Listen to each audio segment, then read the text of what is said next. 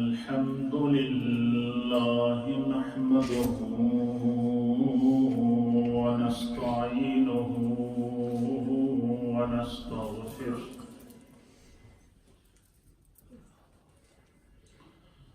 ونؤمن به ونتوكل عليه ونعوذ بالله من شرور أنفسنا ومن سيئات أعمالنا من يهده الله فلا مضل له ومن يضلله فلا هادي له ونشهد أن لا إله إلا الله ونشهد أن سيدنا وسندنا ونبينا ومولانا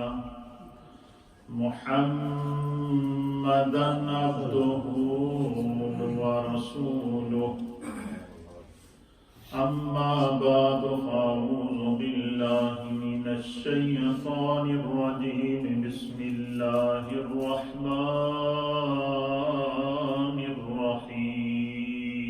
الرحيم وأما بنعمة ربك فحدث صدق الله مولانا العظيم وصدق رسوله النبي الأمين الكريم وعن أبي هريرة رضي الله تعالى عنه قال رسول الله صلى الله تعالى عليه وآله وسلم لا تحاسدوا ولا تناجشوا ولا تباغضوا ولا تدابروا ولا يبيع بعضكم على بيع بعض وكونوا عباد الله إخوانا المسلم أخو المسلم لا يظلمه ولا يحزره ولا يحقره التقوى هاهنا التقوى هاهنا التقوى هاهنا بحسب امرئ من الشر أن يحقر أخاه المسلم كل مسلم على المسلم حرام دمه وماله وإرضه رواه مسلم وأحمد إن الله وملائكته يصلون على النبي يا أيها الذين آمنوا صلوا عليه وسلموا تسليما اللهم صل وسلم على سيد الأنبياء والمرسلين وعلى آله الطيبين وأصحابه الطاهرين أجمعين الصلاة والسلام عليك يا سيدي يا رسول الله وعلى آلك وأصحابك يا سيدي يا حبيب الله الصلاة والسلام عليك يا سيدي يا رسول الله وعلى آلك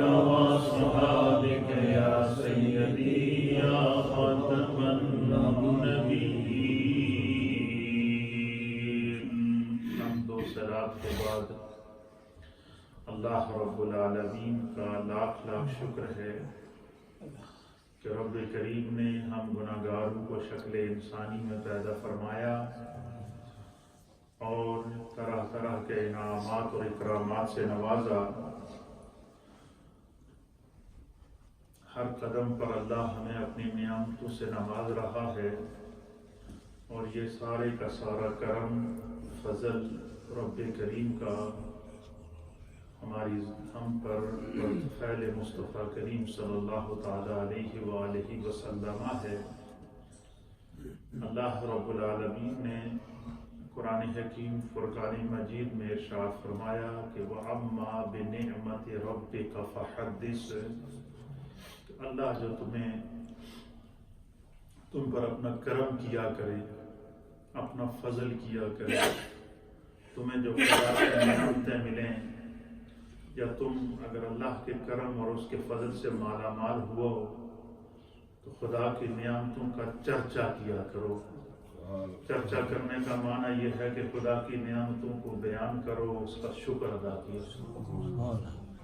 چرچا کرنے کا معنی یہ نہیں ہے کہ بندہ کہے کہ میرے پاس اتنی بڑی مال ہے، نعمت ہے، دولت ہے، تو میں اس کو تکبر کی نظر کر کے اس کے ذریعے دوسروں کو نقصان پہنچاؤں، بلکہ چرچا کرنے کا معنی یہ ہے کہ انسان کہے کہ مالک میں تو اس قابل تھا ہی نہیں، تیرا لاکھ لاکھ شکر ہے کہ تو نے مجھے اس قابل سمجھا تو مجھے یہ نعمت عطا فرما۔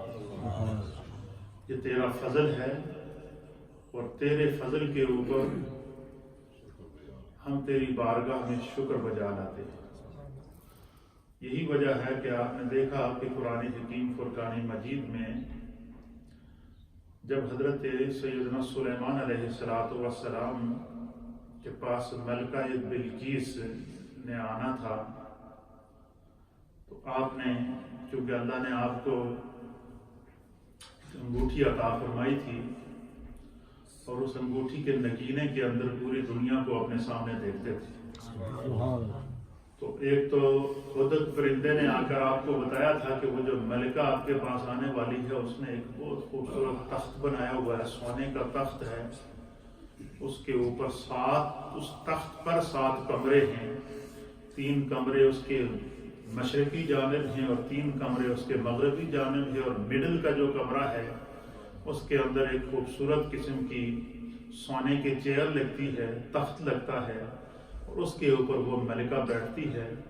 آپ کی بادشاہت میں ایک اور بادشاہت قائم ہے۔ حضرت سلیمان علیہ السلام نے جب اپنی انگوٹھی میں دیکھا، خداوند قدوس نے ان کو وہ تخت دکھایا۔ تو قرآن کریم فرقان مجید اس منظر کو بیان کرتا ہے کہ سلیمان علیہ السلام نے کہ مجلس لگی تھی، اس میں انسان بھی تھے، جنات بھی تھے، جانور بھی تھے، پرندے بھی تھے، ہر طرح کی مخلوق تھی۔ تو آپ نے فرمایا کہ تم میں سے کوئی ایسا ہے کہ اس ملکہ بلقیس کے آنے سے پہلے یہ تخت یہاں لے کر آئے؟ قرآن کریم فرقان مجید اس منظر کو بیان کرتا ہے کہ قال عفریت من الجن، کہ ایک جنوں کا ایک سردار تھا جو سب سے زیادہ طاقتور تھا، اس کا نام عفریت تھا۔ اس نے کہا جی کہ میں اس تخت کو لے آؤں گا قبل اس کے کہ آپ کی مجلس ختم ہوتی ہے۔ تو آپ نے فرمایا نہیں، مجھے اس سے پہلے چاہیے۔ پھر قرآن اس منظر کو بیان کرتا ہے کہ انہی کی مجلس میں ان کے ایک صحابی، جو ایک روایت کے مطابق ان کے بھانجے بھی تھے یا بھتیجے بھی تھے، اور ان کا جو مقام تھا وہ مقام تھا جو جس طرح کے نبی پاک کی بارگاہ میں سیدنا صدیق اکبر رضی اللہ تعالیٰ، مفسرین نے لکھا ہے کہ وہ جو سلیمان علیہ السلام کے صحابی تھے ان کا نام حضرت آصف بن برقیہ تھا رضی اللہ تعالیٰ۔ تو انہوں نے کہا کہ میں اس کو لے کر آؤں گا، اور کہ قرآن نے ان کے بارے میں ان کی خصوصیات جہاں بیان فرمائی ہیں حضرت آصف بن برقیہ کی، وہ ان کی ایک خصوصیت یہ بیان فرمائی ہے کہ سلیمان علیہ السلام پر اور حضرت داؤد علیہ السلام پر جو اللہ نے کتاب نازل کی تھی زبور، خدا نے انہیں زبور کا عالم بنایا. سبحان اللہ. قرآن اس منظر کو بیان کرتا ہے. اکثر وہ آیت ہے کہ ان میں سے جو ایک اہل علم تھا. وَلَقَدْ آتَيْنَا دَاوُودَ وَسُلَيْمَانَ. جی ہاں، وَلَقَدْ آتَيْنَا دَاوُودَ وَسُلَيْمَانَ. اس کے ساتھ ساتھ پھر یہ بیان کیا کہ وقال الحمد للہ الذی فضل علم من الکتاب، کہ ان کی سلیمان علیہ السلام کی امت میں سے ایک شخص ایسا تھا جس کو خدا نے کتاب کا علم عطا فرمایا. انہوں نے کہا جی کہ میں اس کو لے کر آؤں گا قبل ان یرتد الیک طرفک، سبحان اللہ. کہ آپ کی آنکھ جھپکنے سے پہلے میں اس تخت کو لے کر آؤں گا. وہ سلیمان علیہ السلام کی آنکھ جھپکی، تخت آپ کے سامنے تھا.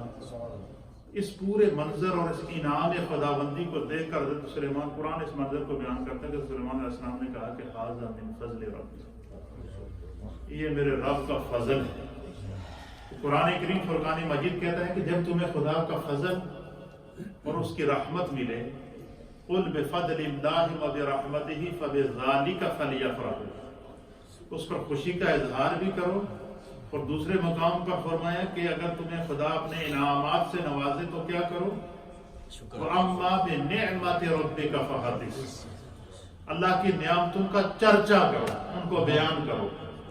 اس لیے بیان کرو کہ تم خدا کا شکر ادا کرو، اور جب تم شکر ادا کرو گے تو لَئِن شَكَرْتُمْ لَأَزِيدَنَّكُمْ، کہ اللہ تعالیٰ کیا کرے گا، تمہارے شکر کے اوپر نعمتوں میں اضافہ کرے گا.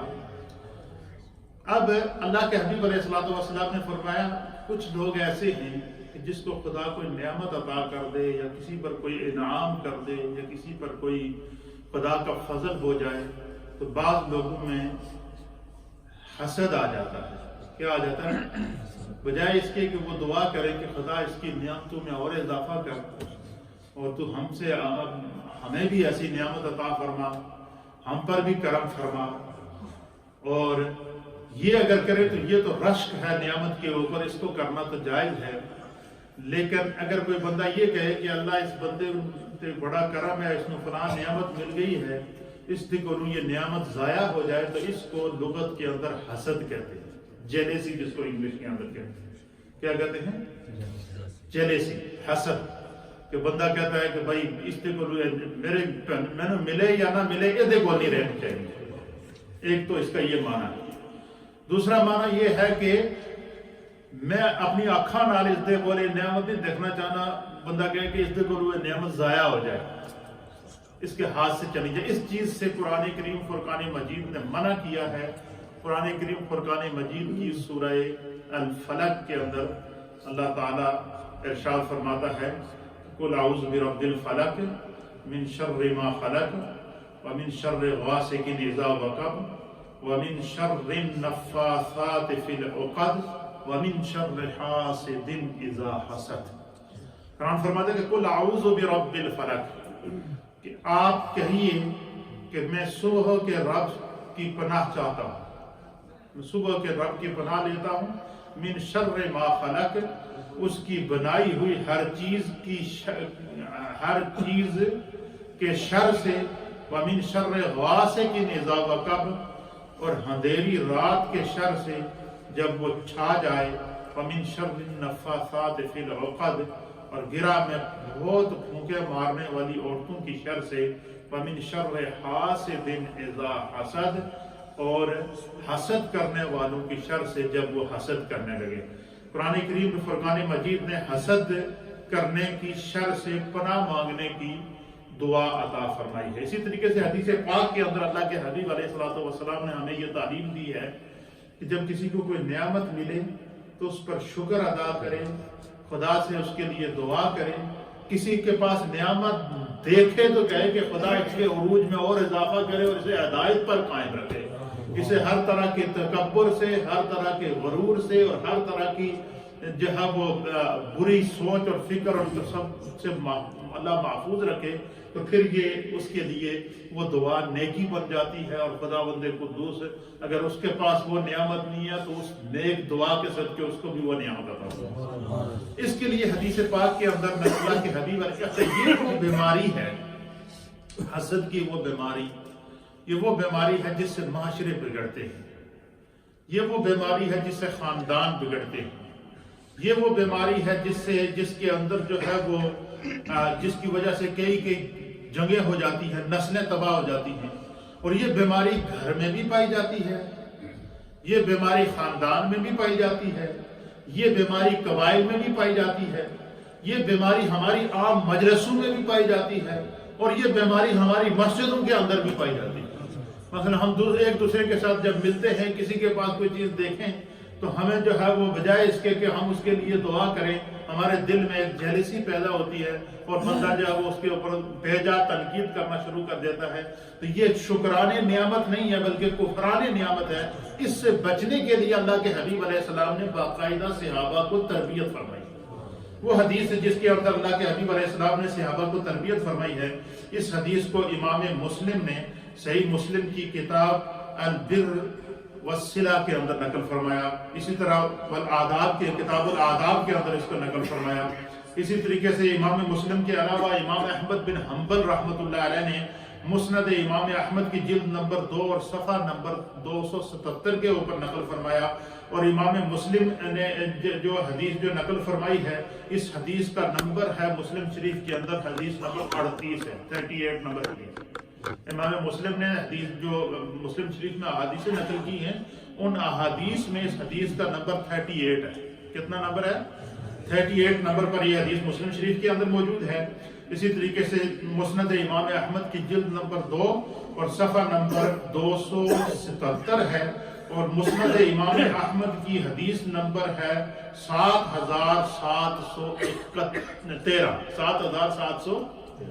7713 نمبر پر امام احمد بن حنبل نے نقل فرمایا۔ آپ اس سے اندازہ لگائیں کہ ہمارے محدثین نے، ہمارے اکابرین نے کتنی محنت کی ہے۔ 7713 نمبر کے اوپر مسند امام احمد کی جلد نمبر 2 کے اندر اس حدیث کو امام احمد بن حنبل نے نقل کیا۔ اس کا معنی کیا ہوا کہ امام احمد بن حنبل کو 7000 سے زائد حدیثیں یاد تھیں۔ اللہ اکبر، کتنا بڑا انعام اور اکرام ہے۔ پھر اسی طریقے سے اس حدیث کو امام بہقی نے سنن کبریٰ کی جلد نمبر 6 اور صفحہ 92 کے اوپر نقل فرمایا ہے، اور اس کا حدیث نمبر ہے 11286۔ تو اس کا مطلب یہ ہے کہ امام بہقی کو 11000 سے زائد حدیثیں یاد تھیں، انہوں نے اس حدیث کو اس پہ نقل فرمایا ہے۔ اسی طریقے سے امام دہلوی نے اس حدیث کو مسند الفردوس کے جلد نمبر 2 صفحہ 470 اور اس کا حدیث نمبر ہے 4002۔ کا مطلب ہے کہ ان کو بھی 4000 سے زائد حدیثیں یاد تھیں۔ اس طرح محدثین کو تو لاکھوں میں حدیث امام بخاری کے بارے میں ہے کہ 6 لاکھ حدیثوں کے حافظ تھے۔ کتنی؟ 6 لاکھ نبی پاک کی حدیث آپ کو یاد تھی۔ تو امام مسلم نے اس حدیث کو نقل فرمایا کہ حضرت ابو ہریرہ رضی اللہ تعالیٰ عنہ کو بیان کرتے ہیں، یہ وہ حدیث ہے جس سے سرکار دو عالم صلی اللہ علیہ وسلم نے جو معاشرے کے اندر، ہمارے گھروں کے اندر، ہمارے خاندانوں کے اندر، ہمارے جو روزمرہ کی جو زندگی ہے اس کے اندر جو پائی جانے والی رذیل بیماریاں ہیں، جن کی وجہ سے خاندان بگڑتے ہیں، معاشرے بگڑتے ہیں، جن کی وجہ سے ہماری مجلسیں بگڑتی ہیں، جن کی وجہ سے ہماری مجلسوں کے اندر فیض ختم ہو جاتا ہے، جن کی وجہ سے ہم لوگ دعاؤں کی قبولیت سے محروم ہو جاتے ہیں، جن کی وجہ سے ہم لوگوں کے پاس سب کچھ ہونے کے باوجود پھر بھی ہمیں سکون بھی اثر نہیں آتا۔ کبھی آپ نے اس پر غور کیا ہے؟ اس میں چند ایسی بیماریاں ہیں، چند ایسی کمزوریاں ہیں جو بحیثیت انسان یا بحیثیت مسلمان ہم لوگوں کے اندر اس طرح پائی جاتی ہیں جس طرح جسم کے اندر بیماری ہوتی ہے۔ یہ وہ بیماری ہوتی ہے جو جسم کی بیماری تو انسان کے جسم کو ضائع کرتی ہے، لیکن حسد کی بیماری وہ ہے جو انسان کی نیکیوں کو ضائع کرتی ہے۔ حضور علیہ الصلوۃ والسلام نے فرمایا کہ حسد سے بچو، حسد تمہاری نیکیوں کو اس طرح کھا جاتی ہے جس طرح خشک لکڑی کو آگ کھا جاتی ہے یا خشک گھاس کو آگ کھا جاتی ہے۔ تو اس سے آپ اندازہ لگائیں کہ بندہ اگر کسی سے حسد کرتا ہے یا کسی کے خلاف حسد کی آگ میں بگولا ہو کر اس کے خلاف بولتا ہے یا اس کے ساتھ ناراضگی کا اظہار کرتا ہے یا اس سے سلام دعا کرتے ہوئے نہیں کرتا تو وہ بظاہر تو یہ سمجھ رہا ہوتا ہے کہ شاید میں کوئی بہت اچھا کام کر رہا ہوں، لیکن اللہ کے حبیب کہہ رہے ہیں کہ وہ اپنی نیکیاں ضائع کر رہا، اپنی حسد میں جل کر اپنی نیکیوں کو کیا کر رہا ہوتا ہے؟ ضائع کر رہا ہوتا ہے۔ تو سرکار دو عالم صلی اللہ علیہ وسلم نے ہمارے معاشرے کے اندر اجتماعی طور پر پائی جانے والی جو بیماریاں ہیں ان کا ذکر فرمایا ہے۔ اب حدیث سنیں گے آپ کا ایمان تازہ ہو جائے گا۔ حضرت ابو ہریرہ کہتے ہیں کہ قال رسول اللہ صلی اللہ تعالی علیہ وآلہ وسلم کہ سرکار دو عالم صلی اللہ علیہ وسلم نے فرمایا کہ لا تحاسدوا ولا تناجشوا۔ حضور علیہ السلام نے فرمایا کہ ایک دوسرے سے حسد نہ کرو۔ کیا فرمایا؟ ولا تحاسدوا کا معنی کیا ہے؟ ایک دوسرے سے حسد نہ کرو۔ اور فرمایا کہ ولا تناجشوا، اور سرکار نے فرمایا کہ ایک دوسرے کو دھوکہ نہ دو۔ کہ مومن کی یہ شان نہیں ہے کہ وہ اپنے مسلمان بھائی سے حسد کرے، یا مومن کی یہ شان نہیں ہے کہ وہ اپنے کسی مسلمان بھائی کو دھوکہ دے۔ کیا کرے؟ فرمایا کہ ولا تحاسدوا، ایک دوسرے سے حسد نہ کرو، سرکار نے اس سے منع کیا۔ اللہ فرماتا ہے کہ اے بندے جب تو دعا کرے تو اللہ سے کیا دعا کر؟ وَمِن شَرِّ حَاسِدٍ إِذَا حَسَدَ، اے اللہ حسد کرنے والے کی شر سے مجھے محفوظ فرما، میں حسد کرنے والے کی شر سے تیری پناہ میں آتا ہوں۔ فرمایا کہ جو بندہ کسی سے حسد اس لیے کرے کہ اس کے پاس یہ نعمت کیوں آئی ہے، یہ حسد اس لیے کرے کہ اس کے پاس اقتدار کیوں آ گیا ہے، یہ حسد اس لیے کرے کہ اس کے پاس اچھا رہن سہن کیوں آ گیا ہے، یہ اس سے ضائع ہو جانا چاہیے۔ حضور نے فرمایا کہ یہ نیکی نہیں ہے، یہ شر ہے، اور یہ ایسی شر ہے اور یہ ایسا حسد ہے کہ جو انسان کی اپنی نیکیوں کو کھا جاتا ہے، وہ دوسرے کو نقصان نہیں پہنچے۔ گویا کہ وہ اس حسد کی آگ میں خود جل رہا ہوتا ہے، بظاہر تو سمجھتا ہے کہ شاید میں کسی دوسرے کو تکلیف پہنچا رہا ہوں۔ تو فرمایا حضور نے فرمایا کہ لا تحاسدوا، ایک دوسرے کے ساتھ حسد نہ کرو، جیلسی نہ کرو۔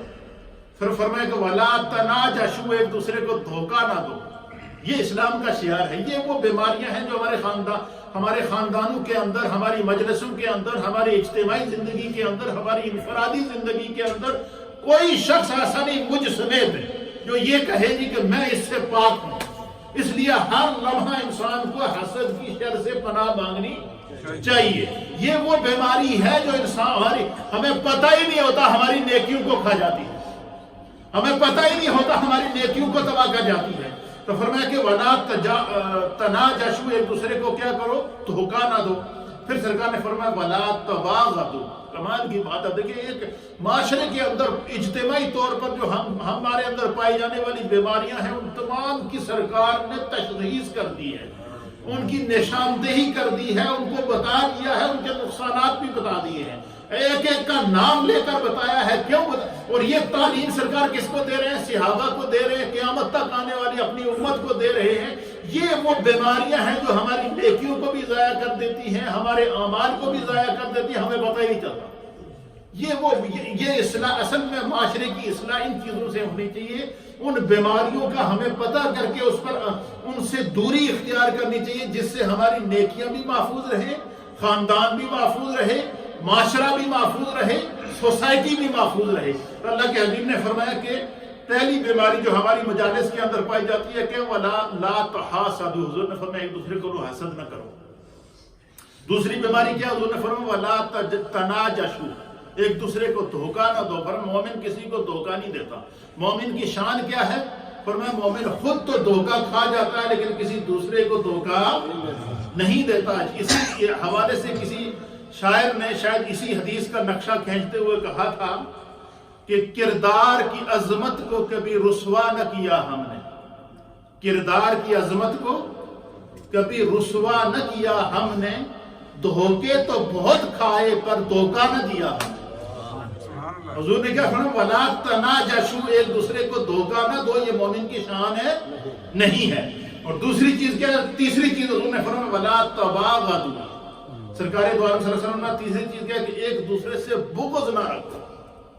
بغض کہتے ہیں دشمنی رکھنا، حسد رکھنا، دل کے اندر میل رکھنا دوسرے کے متعلق۔ اپنے دوسرے مسلمان بھائی یا دوسرے مسلمان بہن کے بارے میں بظاہر تو ملے تو ہم کہیں جی ماشاءاللہ بہت اچھے ہیں آپ کی کیا بات ہے، منہ کے اوپر آپ میری تعریف کریں یا میں منہ کے اوپر آپ کی تعریف کروں، اور آج جب آپ مجھ سے غائب ہو جائیں یا میں آپ سے غائب ہو جاؤں تو پیچھے میری پیٹھ کے پیچھے یہ کہو یا میں آپ کی پیٹھ کے پیچھے آپ کے لیے کہوں، ارے بندہ چنگا نہیں ہے۔ اب اس کو کہتے ہیں بغض۔ حضور نے فرمایا کہ ایک دوسرے سے حسد نہ کرو، ولا لا تحاسدوا، ایک دوسرے کو حسد نہ کرو، اور دوسرا کیا، ولا تناجشوا، ایک دوسرے کو دھوکہ نہ دو، تیسرا ولا تباغضوا، ایک دوسرے کے ساتھ بغض نہ رکھو، اور پھر فرمایا سرکار دو عالم صلی اللہ علیہ وسلم نے ولا تدابروا، اللہ سرکار دو عالم صلی اللہ علیہ وسلم نے فرمایا کہ ولا تدابروا، فرمایا کہ ایک دوسرے سے منہ نہ پھیرو، رخ نہ پھیرو، کہ اگر کوئی مسلمان بھائی آپ سے سلام کرتا ہے یا آپ سے محبت سے ملتا ہے، آپ کے دل میں اس کے لیے میل ہے، تو اس نے نیکی میں پہل کر دی۔ حدیث پاک کے اندر آتا ہے کہ نبی پاک صلی اللہ علیہ وسلم کے 2 صحابہ تھے اور عظیم صحابہ تھے، اور وہ صحابہ کون سے تھے؟ امیر المؤمنین سیدنا صدیق اکبر رضی اللہ تعالیٰ عنہ اور سیدنا فاروق اعظم رضی اللہ تعالیٰ عنہ۔ کسی مسئلے میں ان کی آپس میں بحث ہو گئی، کیا ہوگی؟ بحث ہو گئی۔ تو حضرت عمر فاروق رضی اللہ تعالیٰ عنہ ذرا مزاج کے تھوڑے سے تیز ہوتے تھے، غلط بات کو بالکل برداشت نہیں کرتے تھے، ایک دم جناب منہ کے اوپر کوئی ناراض ہو یا راضی ہو کہہ دیتے تھے۔ اب جب بحث ہوئی تو بحث میں یہ ہوا کہ سیدنا صدیق اکبر رضی اللہ تعالیٰ عنہ اس معاملے میں تو خطا پر تھے۔ کیا تھے؟ خطا پر تھے۔ تو حضرت عمر ان سے غصہ ہو گئے، ناراض ہو گئے، آپس میں تلخ کلامی ہوئی۔ جب تلخ کلامی ہوئی تو صدیق اکبر رضی اللہ تعالیٰ عنہ کو احساس ہوا کہ یار میرے کو غلطی ہو گئی۔ کیا ہوئی ہے؟ میرے کو غلطی ہوئی ہے، میں اس میں بے جا تنگ کر دیتا۔ آپ کھڑے ہو گئے اور آپ نے کہا کہ عمر میں تیرے کو معافی مانگنا، میرے کو غلطی ہے۔ کتنا بڑا پن ہے، دیکھیں وہ شخص جس کو صدیق اکبر کہتے ہیں، وہ شخص جس کو بعد انبیاء کے بعد خدا نے کائنات میں سب سے افضل انسان بنایا ہے۔ انہوں نے کہا کہ مجھ سے غلطی ہو گئی ہے، لیکن چونکہ حضرت عمر کو بڑا دکھ تھا کہ بھائی اس نے غلطی کی کیوں ہے۔ عمر سے بھی غلطی ہوئی، عمر سے غلطی یہ ہوئی کہ صدیق اکبر نے معافی مانگ لی۔ حضرت عمر کو چاہیے تھا کہہ دیتے کہ بھائی میں نے میرا دل صاف کر دیا۔ آپ نے کہا معافی مانگتا رہے، میں تمہیں معاف نہیں کرتا۔ حضرت عمر اٹھ کے چلے گئے، عمر چلے گئے، صدیق اکبر بڑے پریشان ہو گئے۔ اچھا یہ سارا معاملہ سرکار دو عالم صلی اللہ علیہ وسلم دیکھ رہے تھے، حضور علیہ السلام دیکھ رہے تھے، یا حضور علیہ السلام کو اس معاملے کا علم ہوا؟ سرکار تو حدیث کے اندر آئے سرکار کا چہرہ متغیر ہو گیا، غصے سے آپ کا چہرہ سرخ ہو گیا، آپ پریشان ہو گئے۔ صحابہ بیٹھے تھے، حضور علیہ السلام نے سیدنا صدیق اکبر کے فضائل بیان کرنا شروع کر دیا۔ حضور نے فرمایا کہ تم لوگ وہ ہو، تم نے ابھی مجھے تسلیم نہیں کیا تھا، تم ابھی مجھ پر ایمان نہیں لائے تھے، مجھ پر سب سے پہلے ایمان لانے والا ابو بکر تھا۔ پھر آپ نے جب ان کے فضائل اور سرکار دو عالم صلی اللہ علیہ وسلم کا جب چہرہ دیکھا نا متغیر، تو صدیق اکبر رضی اللہ تعالیٰ عنہ کو پھر کھٹکا ہوا۔ انہوں نے کہا کہیں ایسا نہ ہو کہ سرکار غصے کے اندر حضرت عمر کے لیے کوئی ایسی بات کہہ دے کہ عمر کے اعمال ضائع ہو جائے۔ پھر کھڑے ہوئے اور جا کے سرکار کے سامنے اس طرح ہاتھ باندھ کر کھڑے ہو گئے اور عرض کی یا رسول اللہ میری غلطی سی، غلطی میں نے کی تھی، اس لیے آپ عمر کو معاف کر دیں۔ بعد میں حضرت عمر کو جب پتہ چلا نا تو آپ کی آنکھوں سے آنسو آ گئے اور رونا شروع ہو گئے اور کہنے لگے کہ ابو بکر تیرے تک نیکی کے بعد میں کوئی نہیں پہنچ سکتا۔ تو اللہ کے حبیب علیہ السلام نے فرمایا کہ وَلَا تَدَابَرُ، 4 باتیں اس حدیث کے اندر دیکھیں۔ پہلی کیا فرمائے؟ وَلَا تَحَاسَدُوا، ایک دوسرے نال حسد نہ کرو، حسد کرنے سے معاشرے بنتے نہیں ہیں، بگڑتے ہیں۔ بھائی بھائی سے جدا ہو جاتا ہے، خاندان خاندان سے جدا ہو جاتا ہے، علاقہ علاقے سے جدا ہو جاتا ہے، برادری برادری سے جدا ہو جاتی ہے، محفل محفل سے جدا ہو جاتی ہے۔ حضور نے فرمایا ایک دوسرے نال حسد نہ کرو۔ اور دوسری چیز فرمایا کہ وَلَا تَنَاجَشُوا، کہ فرمایا کہ ایک دوسرے کو دھوکہ نہ دو۔ تو پتہ چلا دھوکہ دینا یہ مومن کی شان ہے نہیں ہے۔ اور تیسری چیز وَلَا تَبَاغَضُوا، حضور علیہ السلام نے فرمایا کہ ایک دوسرے پر غضبناک نہ ہوا کرو، ایک دوسرے کے ساتھ سے بغض نہ رکھو۔ اور تیسری چیز کیا؟ سرکار دو عالم صلی اللہ علیہ وسلم وَلَا تَدَابَرُوا، حضور نے فرمایا ایک دوسرے کو منہ نہ پھیرا کرو۔ جب تمہارا مسلمان بھائی تمہارے سامنے آئے، اس فرمایا کہ جس نے سب سے پہلے بڑھ کر سلام کیا اس کی نیکی میں اضافہ۔ جواب دینے والے کو بھی نیکی ملے گی، لیکن نیکی کے درجے میں وہ شخص بلند مرتبے پر ہوگا جس نے نیکی میں قیام کی ہے۔ یہی وجہ ہے کہ قرآن حکیم فرقان مجید اس منظر کو بیان کرتا ہے کہ نبی پاک صلی اللہ علیہ وسلم کے جو صحابہ تھے ان کے اندر جو کمپٹیشن ہوتا تھا وہ دولت کا نہیں ہوتا تھا، مال کا نہیں ہوتا تھا، ان کے اندر کمپٹیشن یہ ہوتا تھا کہ ہم میں سے نیکی کے باب میں کام دوسرے سے آگے بڑھ جائے۔ اور قرآن اس منظر کو بیان کرتا ہے کہ صحابہ اکرام رضوان اللہ تعالی علیہم اجمعین کو جب پتہ چلتا کہ فلاں جگہ پہ جانے سے یا فلاں کام کرنے سے ہمارے حصے میں نیکی آئے گی، تو ان میں سے ہر ایک کی یہ خواہش ہوتی تھی کہ یہ کام پہلے مجھ سے، میں اس کام کو پہلے انجام دوں۔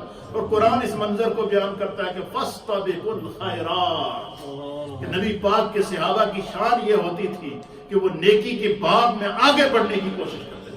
ان کی کوشش ہوتی تھی کہ ہم آگے بڑھ کر نیکی کو حاصل کریں۔ اور پھر اللہ کے حبیب علیہ السلام نے فرمایا کہ ایک اور بیماری جس سے معاشرے بگڑتے ہیں وہ کیا ہے؟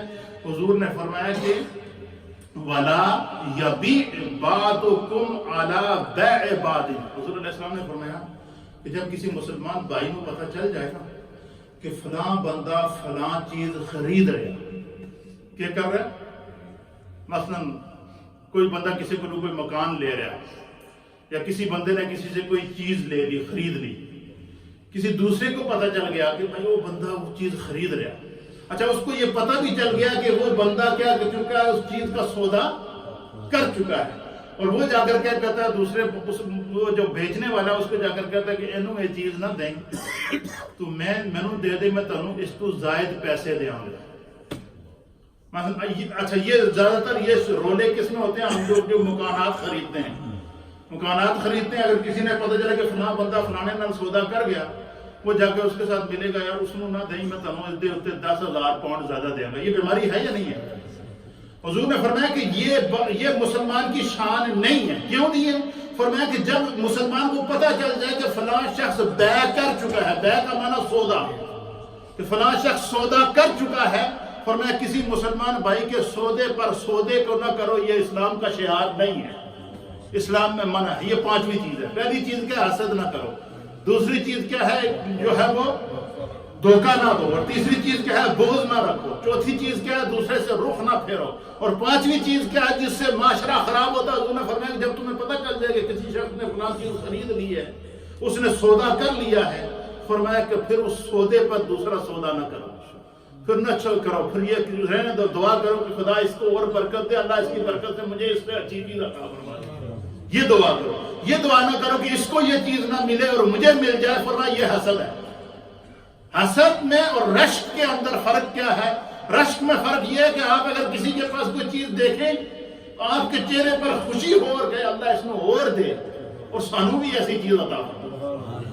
اور حسد کیا؟ بندہ یہ کہے کہ خدا اس کو یہ چیز نہ ملے، یہ چیز اس کو نہ ملے۔ اس سے بچنے سے لیے سرکار دو عالم صلی اللہ علیہ وسلم نے پھر سرکار دو عالم صلی اللہ علیہ وسلم نے یہ 5 رذیل بیماریاں، یہ 5 وہ معاشرے کے ناسور جن کی وجہ سے معاشرے بگڑتے ہیں، جن کی وجہ سے سوسائٹی بگڑتی ہے، جن کی وجہ سے جو ہے وہ لوگ قتل و غارت پر اتر آتے ہیں، جن کی وجہ سے لوگ کئی سالوں ایک دوسرے سے گفتگو نہیں کرتے، ایک دوسرے کے جنازے چھوڑ دیتے ہیں، ایک دوسرے سے تعلقات چھوڑ دیتے ہیں، ایک دوسرے سے گفتگو چھوڑ دیتے ہیں۔ اور فرمایا اللہ کے حبیب علیہ السلام نے کونوا عباد اللہ اخوانا، یہ 5 بیماریاں بیان کرنے کے بعد حضور نے پھر فرمایا کہ سرکار دو عالم صلی اللہ علیہ وسلم نے کہ اے اللہ کے بندو، عباد اللہ کا کیا معنی ہے؟ اے اللہ۔ پھر حضور نے مخاطب کیا کہ اے اللہ کے بندو، روئے زمین پر خدا نے مسلمان کو مسلمان کا بھائی بنایا، اور کوئی شخص یہ نہیں چاہتا کہ وہ اپنے بھائی کو نقصان پہنچائے۔ فرمایا المسلم اخو المسلم فی دین اللہ، مسلمان چاہے شرق کا رہنے والا ہو، غرب کا رہنے والا ہو، شمال کا رہنے والا ہو یا جنوب کا رہنے والا ہو، وہ مسلمان کا بھائی ہے۔ یہ حدیث کافی لمبی ہے، اس کے اوپر انشاءاللہ العزیز میں آئندہ بھی گفتگو کروں گا۔ یہ وہ معاشرے کے اندر بیماریاں ہیں جن کی وجہ سے ہمارے معاشرے خراب ہوتے ہیں۔ اصلاحی یہ چند حدیث کے الفاظ تھے، اللہ تعالی ہمیں اس پر عمل کی توفیق عطا فرمائے۔ وآخر دعوانا الحمدللہ۔